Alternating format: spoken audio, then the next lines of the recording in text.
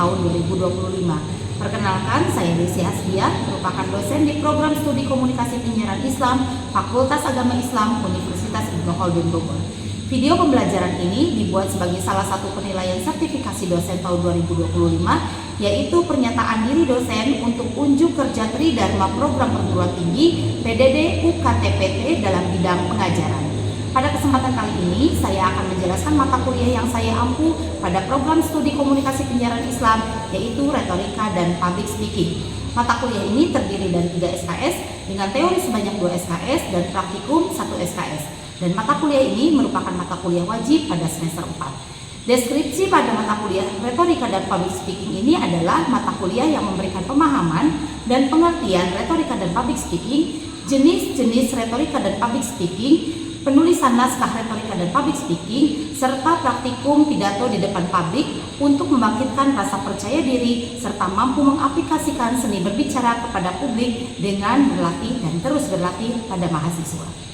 Capaian pembelajaran mata kuliah retorika dan public speaking ini, untuk capaian konseptual, mahasiswa diharapkan memiliki ilmu pengetahuan tentang pentingnya seni berbicara di depan publik, jenis-jenis retorika dan public speaking, metode dan teknik dalam retorika dan public speaking, serta dapat mengaplikasikan nilai etika dan estetika dalam retorika dan public speaking. Dari aspek soft skill, mahasiswa juga diharapkan mampu menjadi komunikator yang handal dan presenter yang sukses. Silabus mata kuliah sebanyak 16 kali pertemuan meliputi sejarah retorika dan public speaking, ruang lingkup retorika dan public speaking dalam komunikasi, jenis-jenis retorika dan public speaking, metode dan teknik retorika dan public speaking, pengembangan bahasan, verbal dan nonverbal, etika dalam pidato dan public speaking, 3V dalam public speaking, glossophobic atau speech phobia, dan seni gaya bicara dalam retorika dan public speaking.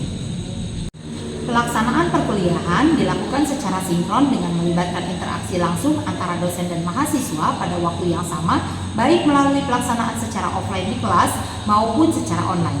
Sementara dalam pelaksanaan pembelajaran asinkron, mahasiswa belajar secara mandiri dengan mengakses materi dari berbagai sumber dan berinteraksi dengan teman sekelas atau dosen kapan saja, seperti melalui forum diskusi pada WA Group. Metode pengajaran dilakukan dengan metode pengajaran direct instruction approach atau pendekatan pengajaran langsung, di mana pengajaran berpusat pada dosen dalam menyampaikan materi pelajaran dan membimbing mahasiswa melalui proses belajar. Delivery dengan penyampaian materi pembelajaran, interaktif dengan forum diskusi, dan assessment melalui tugas dan kuis. Dan persentase penilaian bagi mahasiswa terdiri dari tingkat kehadiran sebanyak 10%, nilai ujian tengah semester sebanyak 15%, nilai ujian akhir semester sebanyak 25%, nilai tugas sebanyak 10%, dan nilai praktikum sebanyak 40%. Baik Bapak dan Ibu, mari kita saksikan bersama cuplikan video pengajaran mata kuliah retorika dan public speaking. Assalamualaikum warahmatullahi wabarakatuh. Waalaikumsalam warahmatullahi wabarakatuh. Apa kabar teman-teman semua? Baik. Alhamdulillah baik juga aja ya. Oke, materi minggu lalu masih ingat tentang apa kita belajar? Minggu lalu.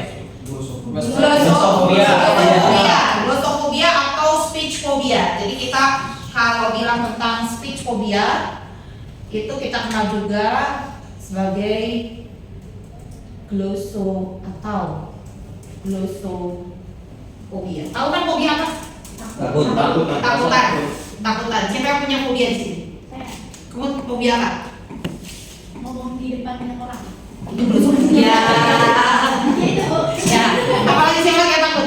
Tahu orang Yaman? Takut ketinggian. Takut apa orang Yaman? Takut rambutan. Itu namanya fobia. Ada yang takut ketinggian?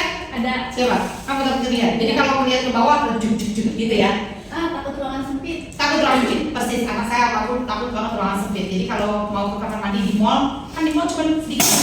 Dia nggak akan pernah mau pintunya ditutup, harus dibuka. Karena dia kalau udah namanya claustrophobia. Jadi takut akan tempat yang sangat sempit. Itu namanya fobia. Jadi fobia itu ketakutan. Kalau di dalam ilmu public speaking ada yang namanya glossophobia. Apa tadi glossophobia? Ketakutan berbicara di depan. Ketakutan berbicara di depan umum. Ada yang pernah punya pengalaman ketakutan bicara di depan umum? Ya Bu. Coba kamu kawan. Ya waktu itu takut aja, maksudnya disuruh ceramah ya. Ada rasa nervous, jadi sehingga kata-katanya tuh nggak bisa sesuai runtutan yang kita mau. Kadang belibet. Jadi kamu belum. Iya. Rasanya pernah ibu sampaikan ya. Jadi orang yang glossophobia atau yang ketakutan dalam bicara, dia biasanya kelihatan dari gestur. Apa gestur? Gerak tubuh. Kenapa gerak tubuhnya? Kaku. Kalau yang glossophobia itu pasti kaku. Gemeteran. Apalagi? Shaking. Gerak-gerak. Ya. Atau ada yang kalau sampai parah banget, sampai apa coba? Bisa pipis di celana. Iya. Ya kalau dia udah levelnya udah tinggi banget, ini kalau udah cemas banget dia sampai bisa begitu. Gitu. Tapi kalau kita ya masih paling gemeteran, deg-degan. Kalau deg-degan jantung pasti tangan pada dingin. Itu memang satu paket. Jadi kalau tangan pada dingin, udah dingin, ada yang begini-begini, ya kan? Ada yang begini-begini. Ya, jadi orang tuh bisa cari cara sendiri biar dia tidak merasa glossophobia, gitu ya. Nah, kemudian di glossophobia ini ada tips-tipsnya tuh. Tapi ini memang berjalan seiring waktu sih. Nanti kamu akan bisa melewati ini by proses, gitu. Kalau nggak by proses, ya ibu juga berdiri di sini dengan gak deg-degan, dengan gak gemeteran juga by proses. Bisa mungkin tahunan, setahun, 2 tahun, 3 tahun. Ya jadi public speaker itu kurang lebih udah hampir 15 tahun belakangan ini, ya gimana nggak hilang glossophobia, Oke. Ibu akan masuk ke materi yang baru. Hari ini kita akan belajar tentang 3V dalam public speaking, ya. Ibu menyampaikan 3V ini satu supaya kamu bisa tahu ternyata ada ringkasan dari sebuah teknik public speaking yang dikemukakan oleh Mehrabian. Yang kedua, ibu harapkan kamu bisa paham ya. Jadi bukan hanya public speaking itu bukan hanya bicara, tapi dia adalah kemampuan untuk berbicara. Jadi skill untuk berbicara. Dan yang ketiga, supaya mudah-mudahan kamu bisa mengimplementasikan. One day kalau kamu presentasi, minimal kan presentasi ya. One day kalau kamu presentasi 3V ini bisa kamu bisa kamu implementasikan, bisa kamu pegang sebagai acuan untuk bisa bicara di depan umum. Ya, oke. 3V dalam public speaking. Jadi kalau kita bicara tentang 3V dalam public speaking, ini sebetulnya satu formulasi yang ditemukan oleh satu peneliti namanya Mehrabian.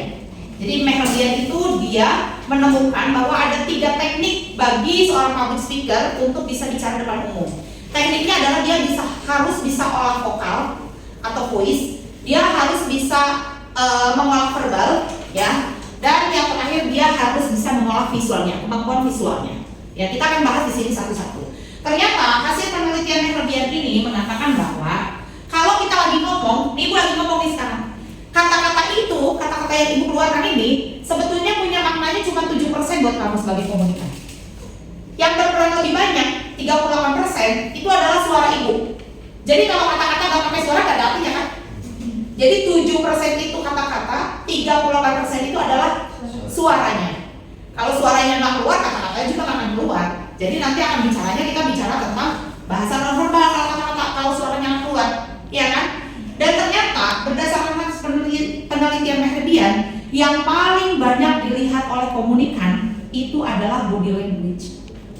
Ya, ternyata bukan kata-katanya, ternyata bukan suaranya yang dilihat oleh komunikan, itu rata-rata body language-nya. Nah, kita akan bahas satu-satu. Kok body language-nya sih, Bu? Kan public speaking, kan speaking itu harusnya suara, kan speaking itu harusnya kata-kata. Tapi kenapa menurut berdasarkan penelitiannya Mehrabian, kok 55% malah body language? Ya, oke. Ada yang tahu nggak yang disebut dengan verbal itu apa? Verbal itu bahasa Indonesianya kamu suka kebiasaan. Apa yang disebut dengan verbal? Kata-kata. Ucapan. Kalimat yang disampaikan itu verbal. Ya, jadi yang namanya jenis komunikasi itu kan ada 2. Ada verbal dan non-verbal. Oke, kalau yang verbal tadi ya lewat kata-kata. Oke, kalau ini Gerak tubuh. Oke, yang tadi apa? Body language. Apa yang masuk ke dalam body language? Gestur. Ekspresi. Postur. Apa lagi? Pakaian.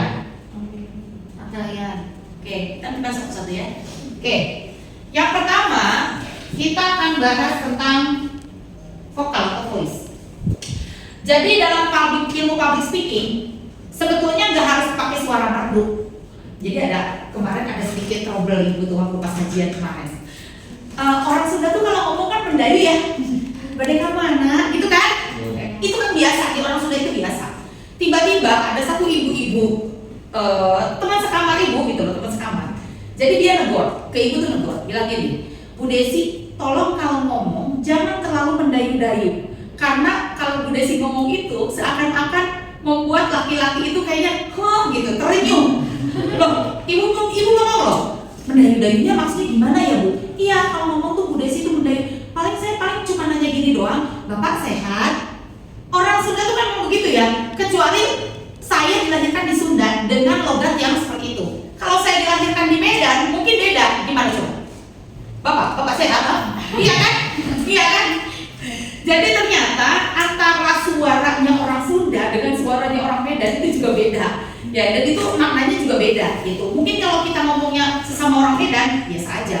Tapi kalau saya sebagai orang Sunda yang terkenal dengan ya tadi mendayu-dayunya, lembutnya, ngomong sama orang Medan atau ngomong sama orang Jakarta, disangkanya bahasa-bahasa yang gak sopan gitu. Jadi itu cerita lucu yang kemarin. Nah, kayaknya vokal itu sebetulnya nggak harus kita dibagus-bagusin. Kalau ngomong kayak gini kan kita apa adanya. Kecuali kita dalam acara occasion tertentu. Misalnya kalau kamu jadi MC, kalau kamu mau nyanyi, itu kan suara kita terbagi 3 ya. Ada suara tenggorokan, ada suara dada, ada suara perut.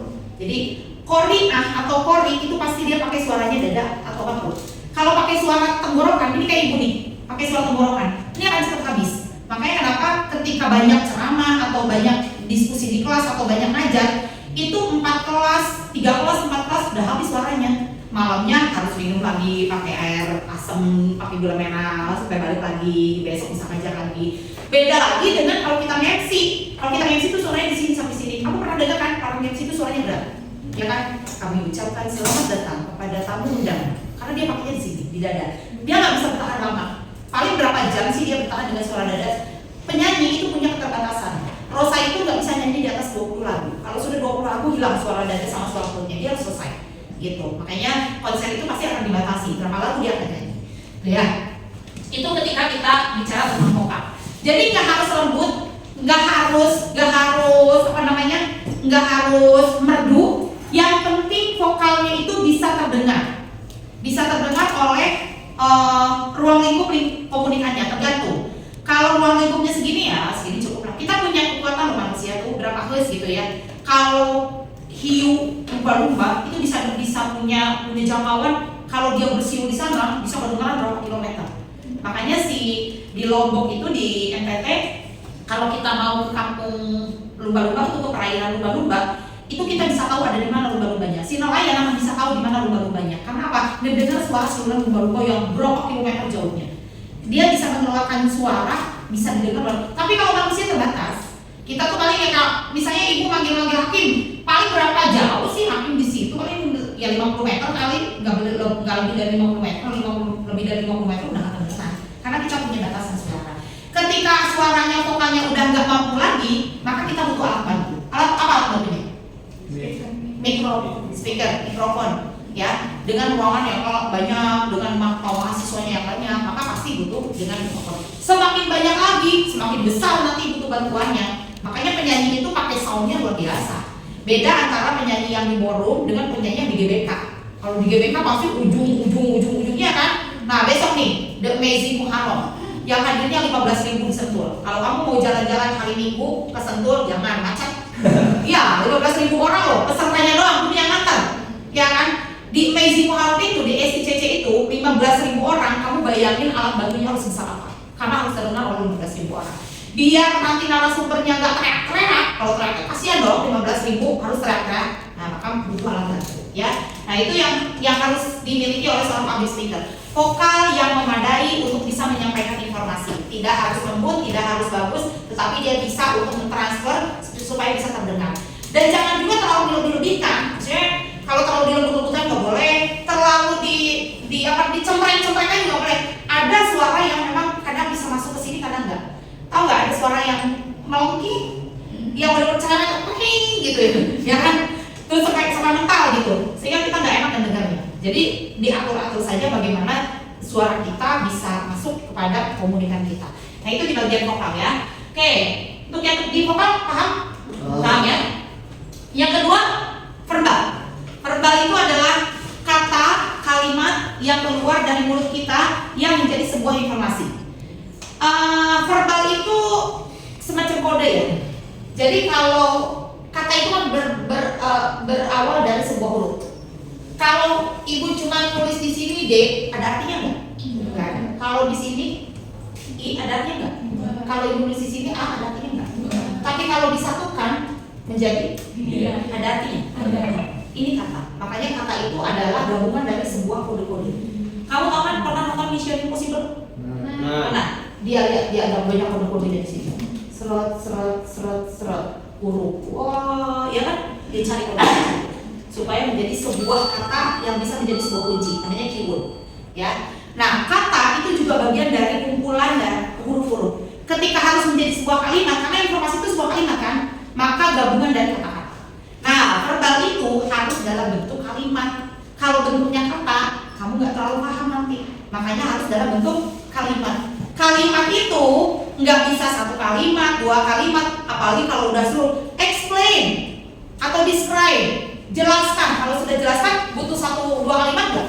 Lebih pasti. Makanya kalau di jurnal itu ada minimal kata. Harus 500 kata, harus 300 kata, ya kan? Di jurnal langsung ingat bikin jurnal. Ya kan? 500 kata, 300 kata. Berarti kamu harus punya referensi yang banyak. Jadi triknya kalau mau punya banyak verbal harus punya referensi yang banyak. Caranya gimana Bu? Learning, belajar.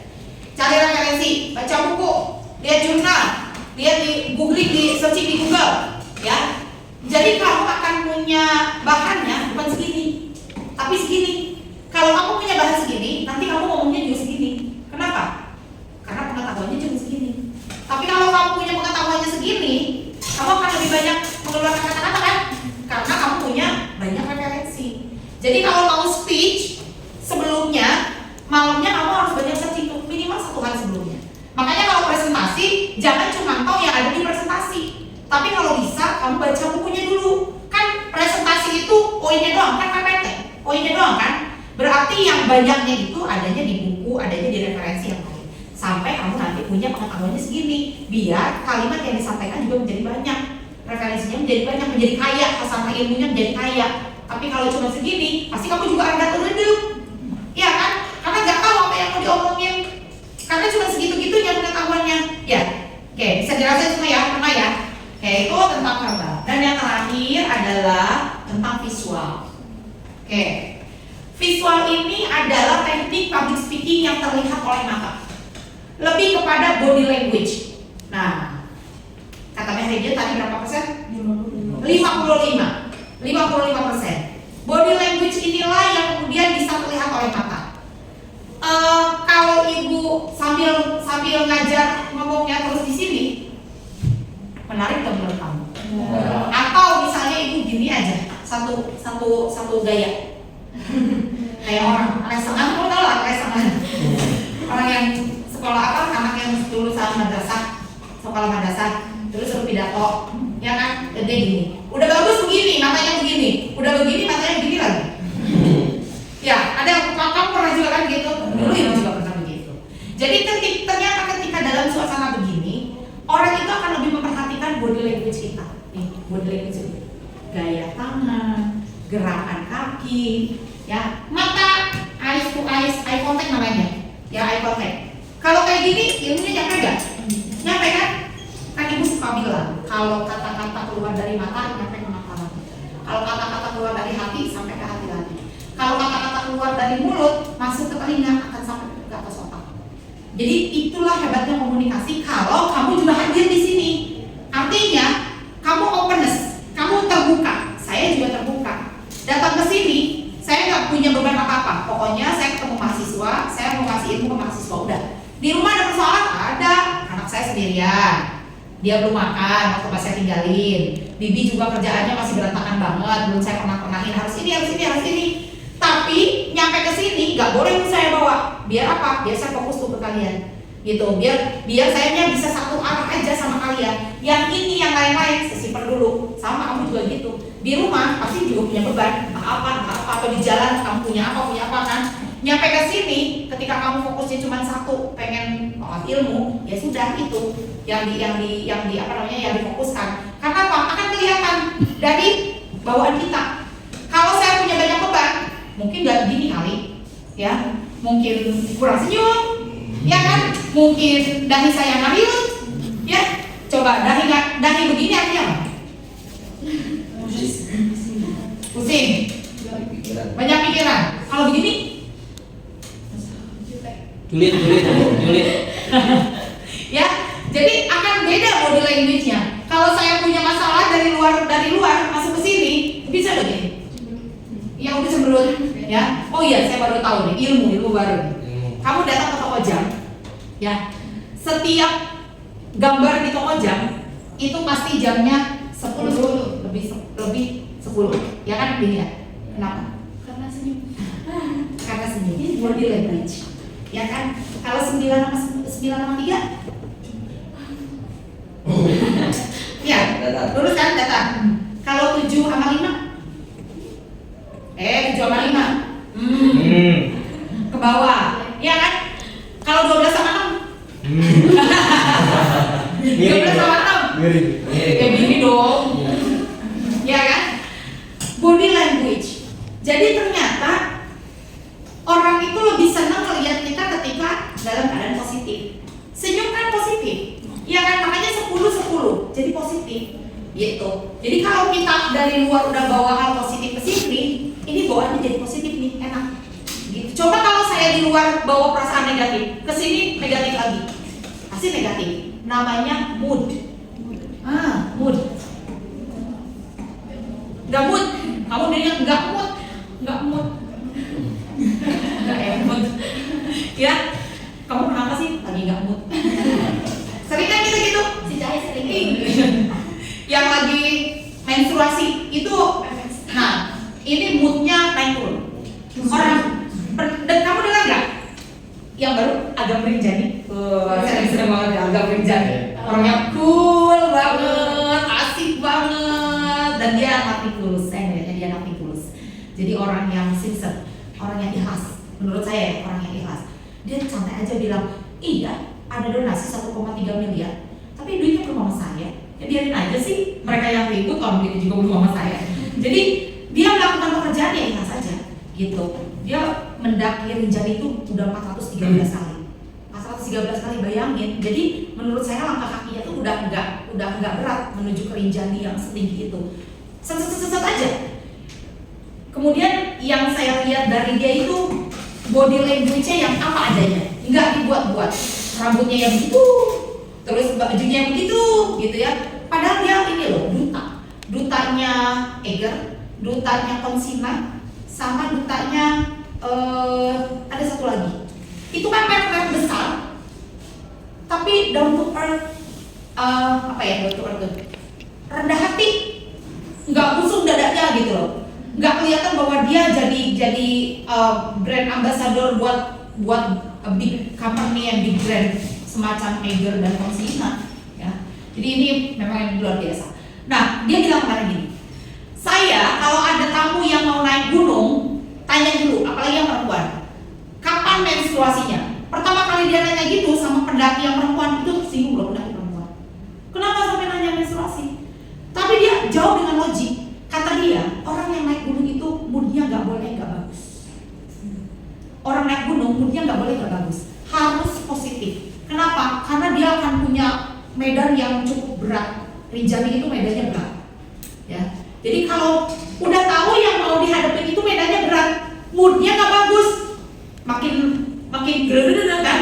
Nah, dia sebagai seorang sebagai seorang guide akan kerepotan. Makanya dia bilang, kalau waktu mendaki kamu lagi haid, kayaknya jangan deh, tunggu aja sampai haid selesai. Gitu. Itu jawaban logik. Karena apa? Moodnya manusia ini berubah-ubah. Nanti akan kelihatan dari body language-nya. Kalau moodnya nggak bagus, bawaannya marah, bawaannya jutek, bawaannya ya kan nggak mau ditanya, kesel. Ya kalau orang kesel mukanya kelihatan kan. Jadi orang yang bad mood itu akan kebawa kemanapun nggak bagus. Kalau kamu tahu kamu lagi bad mood, mending kamu keluar aja, diam dulu sendirian. Habis itu kalau kamu udah oke, udah merasa semuanya baik-baik aja, siaga punya itu ditanya, pernah ada yang begitu? Pernah. Jadi ada satu orang perempuan, dia lagi jatuh putus cinta. Saking sedihnya gitu ya, putus cinta saking sedihnya, ditelepon si agama jadi, saya mau naik gunung, kamu guidein saya ya.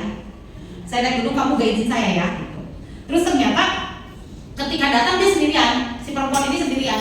Karena lagi bad mood kan, lagi putus cinta kan, ya sepanjang jalan kan diam-diaman aja. Iya, sampai ujung itu kan diam-diaman. Gitu. Ya itu cerita dari sini. Nah ini visual ya, ternyata orang itu akan melihat dari segi body language kita dibandingkan dengan mendengarkan kata-kata kita.